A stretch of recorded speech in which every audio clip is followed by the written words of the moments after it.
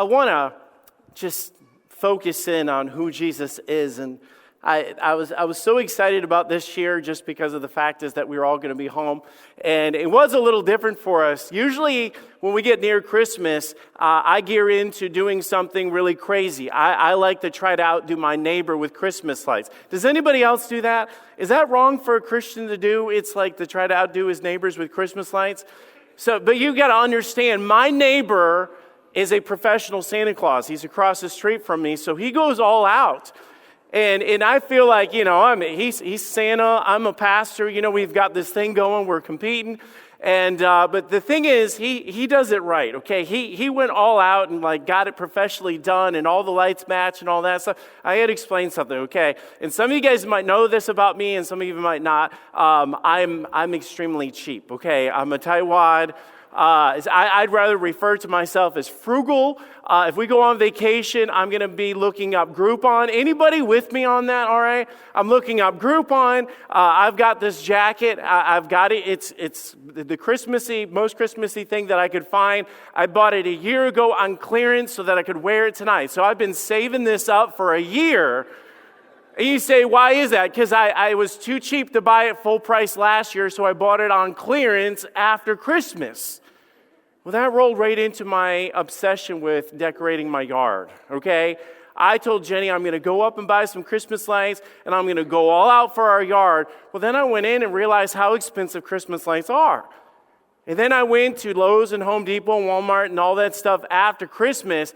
They put that stuff on sale for 80, 90% off. It's insane. So I'm buying a box of this and a box of that. And then I put that on. The next year you do it again and you keep adding a box of it. You know what the problem with being a tightwad is when you're decorating your yard like that? You never buy a whole bunch of boxes of the same thing. So my yard, here's Santa where everything matches on this side, and here's me on this other side. I think I've got a picture. Okay, so if you look at this, it's all different colors and shades and things like that. And this is when I was putting it up, and I think there's another angle of it. And this doesn't do justice, but I promise you I've got about 500 different boxes of everything on that yard right there. And I do that. I was wondering when my kids were telling me, I said, just if they're dropping you off, tell them it's easy to find the house that's all lit up. And they're having their friends drop them off 2 houses down. And I'm like, what's going on? Are you embarrassed of your dad? And me and Morgan were driving, just last week, we were driving down the road. And she looks over and there's this house all decorated with Christmas lights. And she goes, Dad, can you stop and look at this for a minute? I said, yeah, it kind of looks like our yard. She goes, it looks nothing like our yard, Dad. Do you know what the difference is? That all matches. It looks like they pre-planned it out and they bought it all from the same store. It stinks to be a tightwad, okay?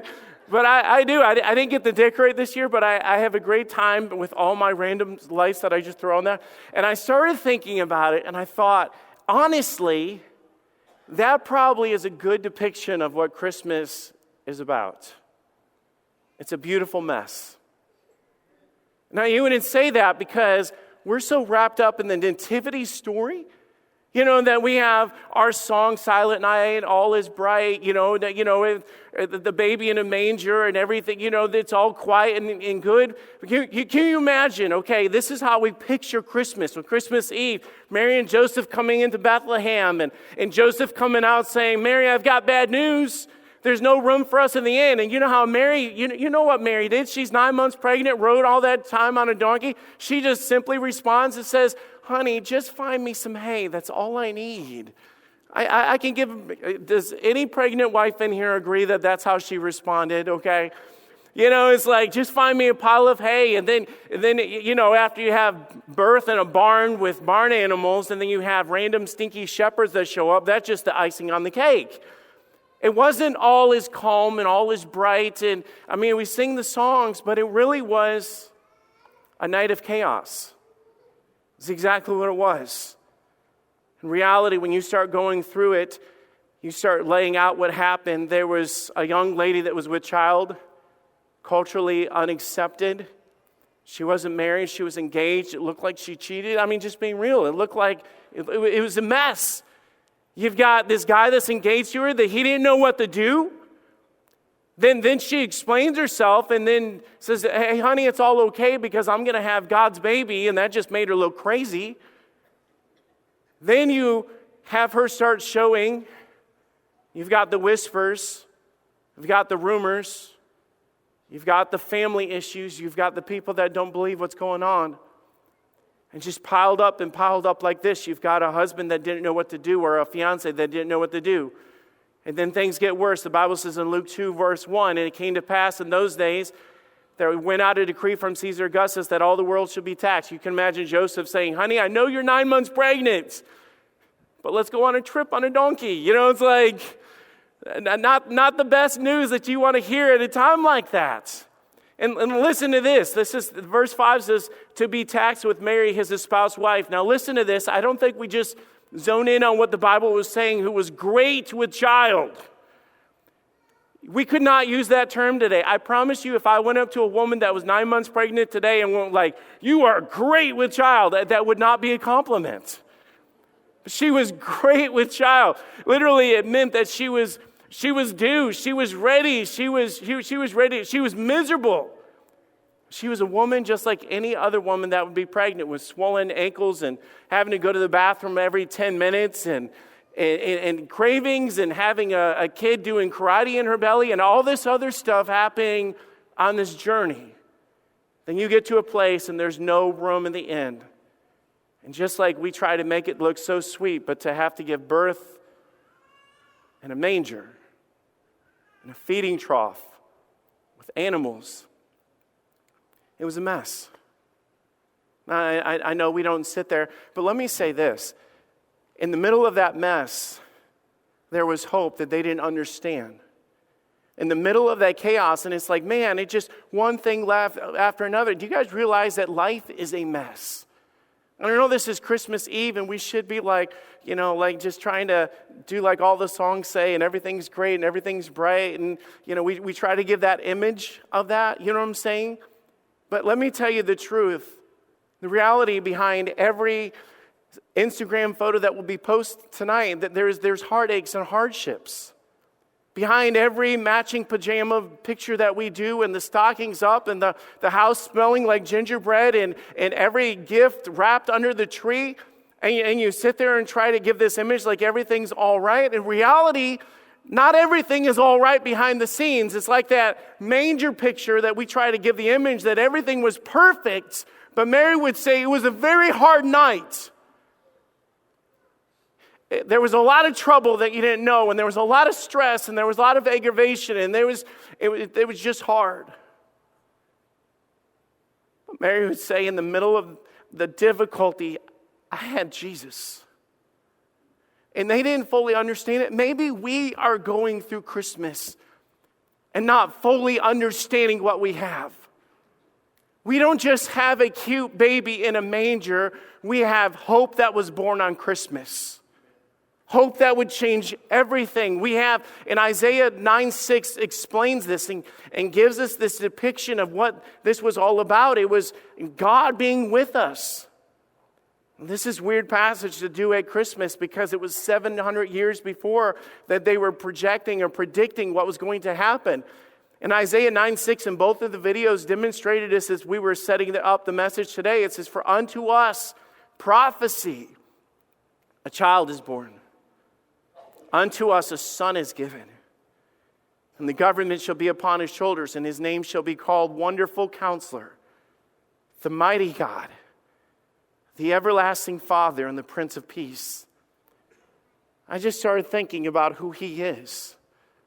I just think about in the middle of our chaos, in the middle of the hearts, in the middle of the trials and everything that we're going through right now, he is the wonderful counselor. Let me just break this down with you. The wonderful counselor, the word wonder means to stand in awe.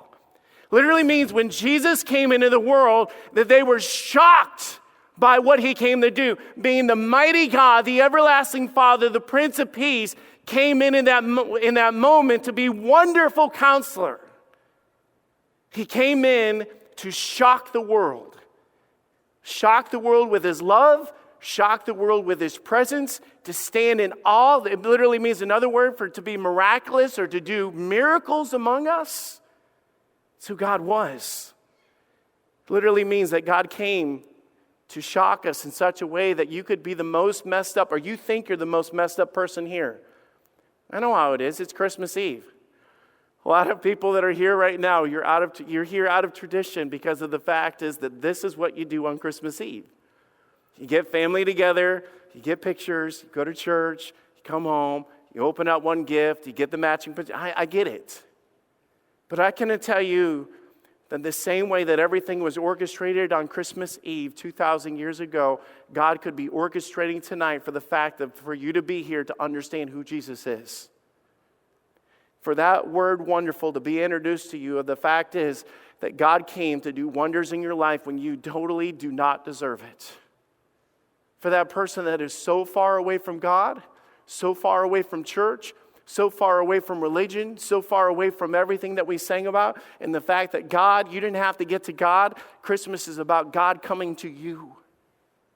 God breaking out of the glories of the splendor of heaven to step into a broken world, to step into a broken mess, to step into a struggling relationship. He stepped into chaos. He stepped into confusion. He stepped right in the middle of that. To be the wonderful counselor. The word wonderful sets up the word counselor. The word counselor literally means to guide. He meant that he stepped in to make sense of the chaos around us. I was talking to Pastor Dave and I said, I cannot get up here without end up sharing my story and what we've been through, because I tell you what, God has been the wonderful counselor in the middle of my situation. My situation for 6 months has not been good. It has not been good. God's been good through it, but it's been, honestly, a lot of stress. It's been a lot of fear. It's been a lot of struggle, and it's been a lot of miracles, and it's been a lot of God's faithfulness, and it's intertwined, and I can't explain it. But maybe you're sitting here thinking that life shouldn't be as bad as it is, but we live in a sin-cursed world. We do. That's the reason why we needed Jesus to begin with. We prayed and prayed and prayed and prayed and prayed for Logan's surgery. I prayed for a miracle. I prayed that they would come in and completely take the cancer out. That's what I prayed. It didn't go the way that I thought whatsoever. And I remember being so discouraged when the doctor came in, the surgeon pulled us in half the time and sat us down and just said, I'm sorry, we had to close them back up. There was nothing more than we can do. It's worse than what we thought. I couldn't get the cancer out. It was a bad day, okay? It was a bad day. I remember the surgeon coming in the next day and I won't get into it, but he dropped a lot of bad news on us, a lot of ugly, nasty bad news. And I got to the point where I just didn't know how to pray. I'm just being real. I didn't know how to pray. It's like I made a list and I prayed through it. I didn't know how to pray. I remember getting ready for bed and we were having an appointment with the specialist the next day. And I was so broken and I was just pleading with God. I didn't know what to say to him.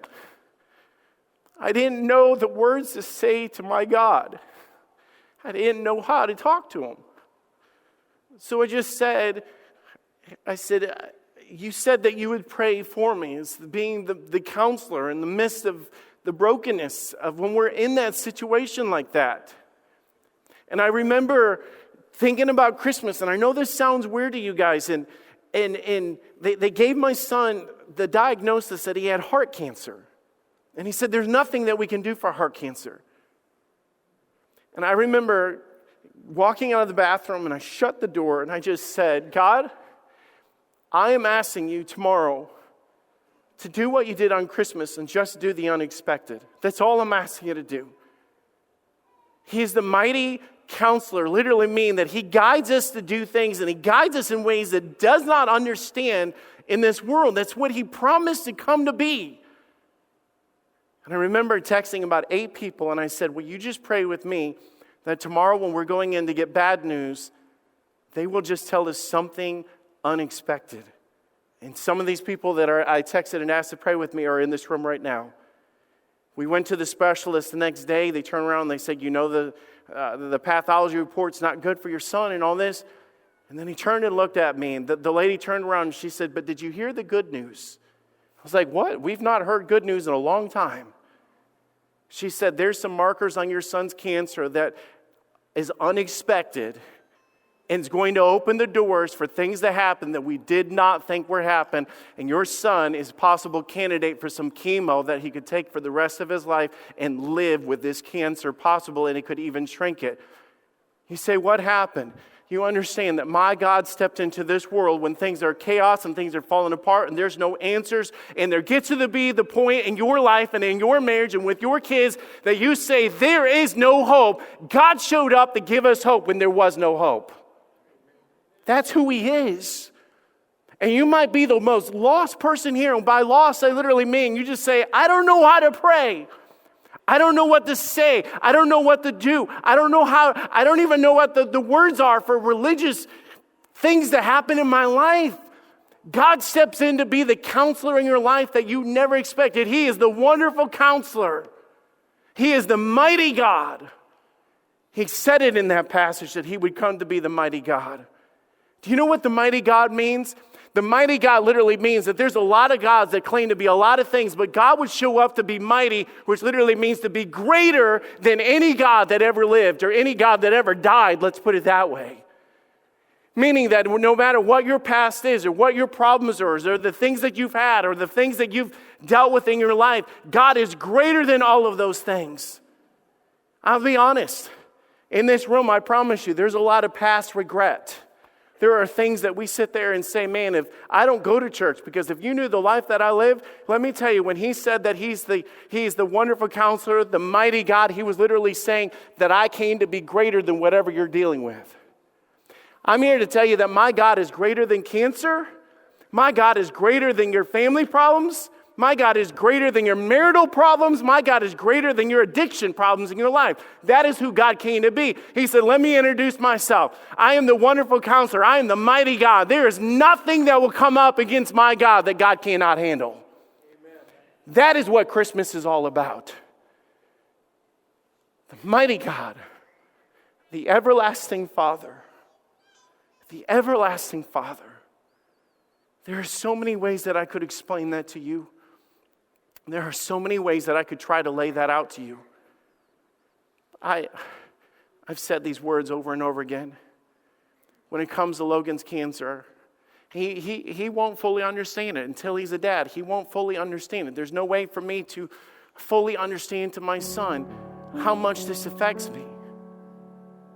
Jenny could say the same thing. She could say that as a parent, there's no way to put it. Can I say this? And I mean this with all my heart.